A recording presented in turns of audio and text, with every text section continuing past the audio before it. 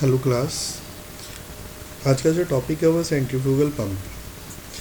Centrifugal में हम आज देखेंगे उसके मेन कंपोनेंट क्या है और उसका वर्किंग प्रिंसिपल क्या है, वो कैसे काम करता है।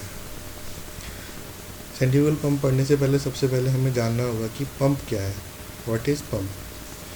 तो pump by definition, pump is a hydraulic machine which converts mechanical energy to hydraulic energy और मोर स्पेसिफिकली प्रेशर एनर्जी।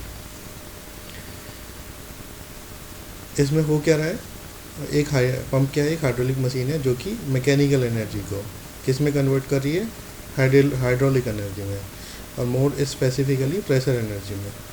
और अगर ये काम होता है सेंट्रीफ्यूगल फोर्स की हेल्प से, ठीक है, डिफरेंट टाइप के फोर्स होते हैं, अगर ये काम होता है सेंट्रीफ्यूगल फोर्स से तो क्या होगा, ये सेंट्रीफ्यूगल पंप हो जाएगा।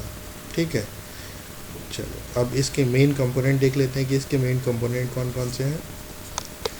इसके मेन कंपोनेंट में आते हैं, एक इम्पेलर इसका मेन कंपोनेंट है, केसिंग, डिलीवरी पाइप और सक्शन पाइप, चार इसके मेन कंपोनेंट हैं।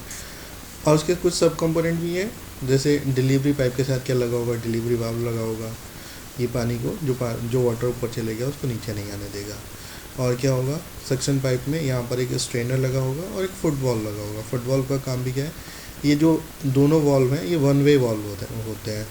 अगर एक बार जो हमारा फ्लूइड है, इन केस एनी लिक्विड और वाटर वॉट एवर में भी, तो क्या होता है, एक बार ऊपर चले जाएगा तो ये वॉल्व बंद हो जाएगा, इस वाटर को नीचे नहीं आने देगा। ठीक है, अब यहाँ पर हम देखते हैं कि ये काम कैसे करता है, इसकी वर्किंग देखते हैं। ठीक है, देखिए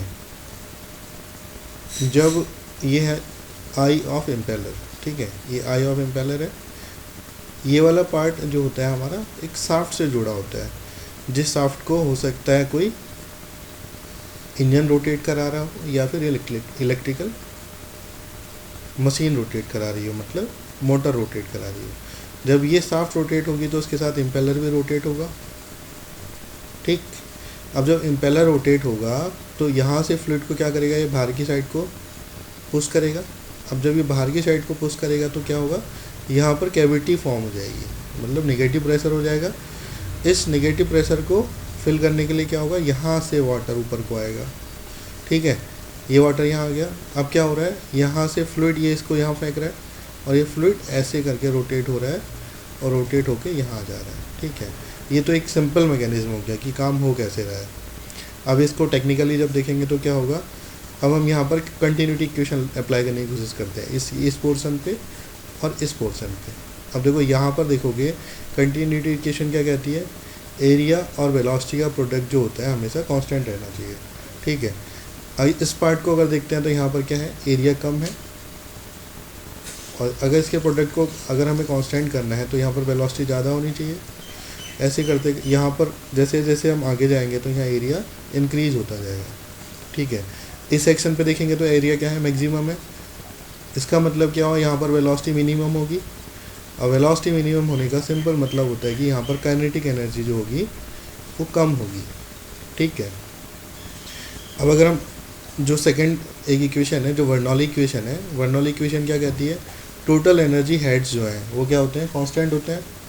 अब इसमें क्या है, pressure energy plus kinetic energy और प्लस पोटेंशियल एनर्जी कांस्टेंट होगा। अब यहाँ से आप देखोगे तो ये सेक्शन और ये सेक्शन दोनों ही क्या है, सेम हाइट पे है, तो mgh हाइट सेम है तो हम इसको क्या कर सकते हैं, नेगलेक्ट कर सकते हैं। अगर मैं पोटेंशियल एनर्जी को जीरो मानता हूँ, ठीक है, तो उसके बाद हमारे पास बर्नौली इक्वेशन क्या बचेगी, pressure energy plus kinetic energy equals to constant. अब इस सेक्शन पे हमने अभी देखा कि यहाँ पर काइनेटिक एनर्जी क्या है, कम है, मतलब काफ़ी कम है। काइनेटिक एनर्जी कम होगी तो क्या होगा, ऑब्वियस है कि प्रेशर एनर्जी को ज़्यादा होना पड़ेगा टू प्रूफ बर्नौली इक्वेशन। अब यहाँ पर प्रेशर अगर ज़्यादा है जस्ट बिकॉज काइनेटिक एनर्जी कम है तो क्या होगा, ये फ्लूइड को प्रेशर की वजह से फ्लूइड क्या होगा, बाहर की ओर जाने की कोशिश करेगा। मतलब क्या होगा, यहाँ पर इसका प्रेशर हेड क्रिएट हो गया है। ठीक है, यहाँ पर जो वाटर था यहाँ ये आया पहले नेगेटिव प्रेशर की वजह से इधर, और उसके बाद हाई प्रेशर की वजह से क्या चले जाएगा, ये डिलीवरी पाइप से बाहर चले जाएगा। ठीक है, तो ये बहुत ही सिंपल सेंट्रीफ्यूगल पंप का क्या हुआ, वर्किंग हो गई। अगर प्रिंसिपल स्टेटमेंट देखना है तो क्या होगा, वो rise of pressure head is directly proportional to the tangential velocity. यही हमने देखा अभी, यहाँ से क्या होगा, टेंजेंशियल वेलोसिटी होगी और क्या होगा, ये किसके बराबर हो जाएगा, टेंजेंशियल वेलोसिटी के बराबर हो जाएगा। ठीक है, थैंक यू क्लास।